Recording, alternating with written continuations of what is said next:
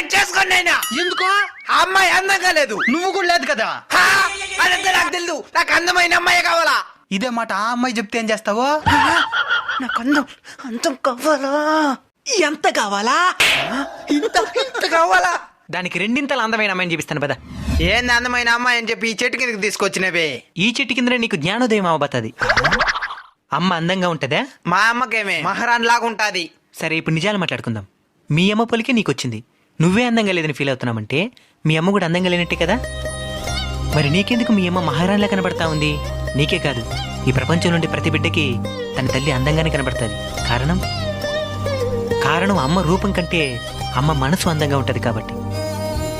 నువ్వు అమ్మ రూపం కంటే అమ్మ నీ మీద చూపించే ప్రేమకే ఎక్కువ విలువిస్తున్నావు కాబట్టి.